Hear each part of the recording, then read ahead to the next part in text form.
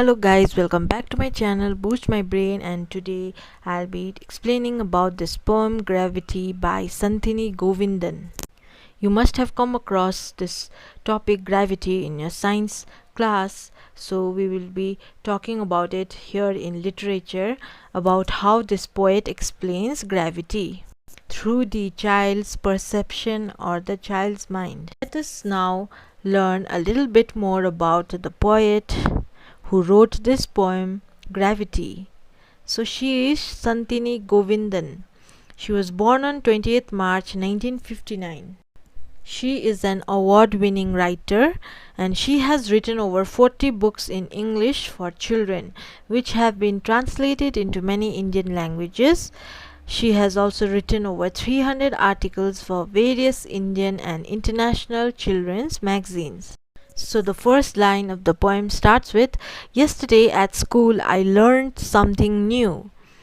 It sounded so strange that I thought it must be untrue." So there's a boy who went to school and he learned something new. So it sounded strange for him and thought that this gravity is untrue. So the boy is telling us that his teacher taught them about gravity, which was an extraordinary thing for him, that holds the universe together and keeps the planets on course.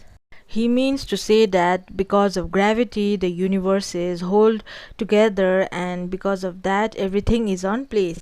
Gravity, teacher said, keeps things in their proper place. So here the teacher is explaining that gravity keeps everything in their proper place. The next line says that it keeps people, buildings, air and water from floating into the space. So the next line tells us that when you throw a ball up into the air, gravity makes it fall to the ground. The next line, gravity, nature's invisible most dominant force, works without a sound. So here dominant means more important or powerful. So this gravity's nature, which is nature's invisible, is the most powerful force and which works without a sound.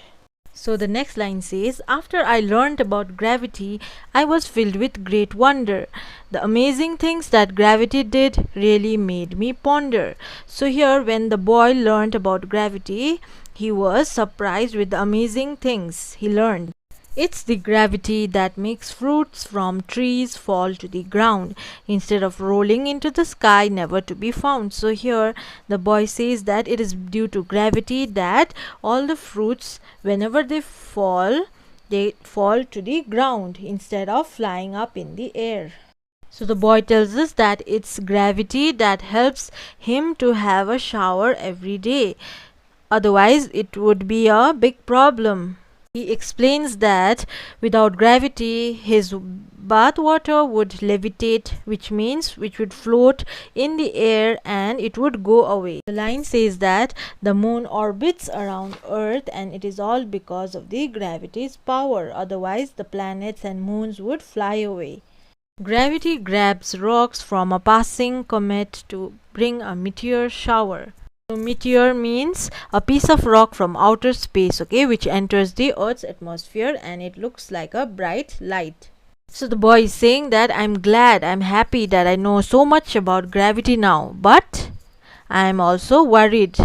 He questions himself that if the force of gravity vanishes one day, so whatever gravity we have here in our Earth, if it vanishes, then what will we do? So he is terrified and scared that he will soar into the air. Soar means to fly high into the air, okay, and float into space. So he is so scared that if gravity vanishes, he will fly around in the space and land on another star in a scary, cold, dark place.